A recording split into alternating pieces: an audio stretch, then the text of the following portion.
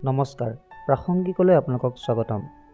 আজিৰ ভিডিঅ'ত আমি সদগুৰুৰ বিখ্যাত গ্ৰন্থ কৰ্মা এ য়োগিছ গাইড টু ক্ৰাফটিং ইয়ৰ ডেষ্টিনিৰ বিষয়ে আলোচনা কৰিম। যদি আপুনি কৰ্মৰ সঠিক অৰ্থ জানিব বিচাৰে আৰু কিদৰে ই আপোনাৰ জীৱন সলনি কৰিব পাৰে, তেন্তে ভিডিঅ'টো শেষলৈকে চাওক।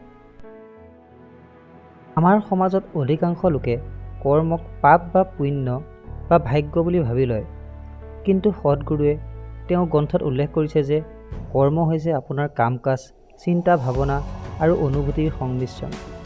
কৰ্ম হৈছে এক ব্যক্তিগত ডাটাবেছ যি আপোনাৰ চিন্তাধাৰা আৰু সিদ্ধান্ত লোৱা প্ৰক্ৰিয়াত প্ৰভাৱ পেলায়।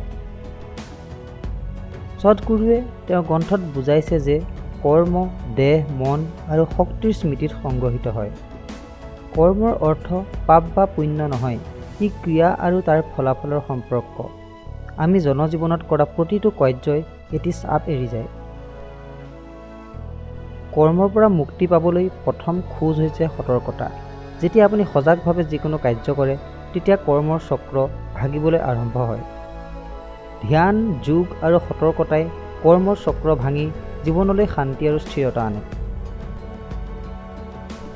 সদগুৰুৱে কৈছে যে জীৱনৰ দায়িত্ব গ্ৰহণ কৰাই হৈছে নিজৰ জীৱন সলনি কৰাৰ চাবিকাঠি। দায়িত্ব মানে নিজকে দোষাৰোপ কৰা নহয়, বৰঞ্চ নিজৰ শক্তি বুজি উঠা।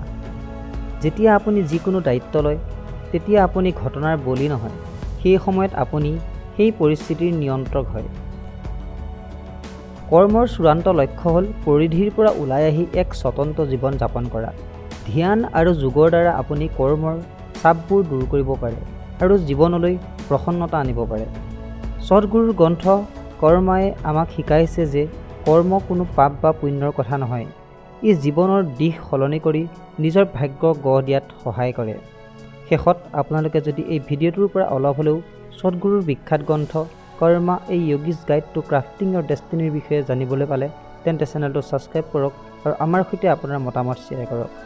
সদগুৰুৱে জীৱনৰ ওপৰত দিয়া টিপছৰ কোনটো টিপছ আপুনি নিজৰ জীৱনত প্ৰয়োগ কৰিব বিচাৰিব, জনাবলৈ নাপাহৰিব।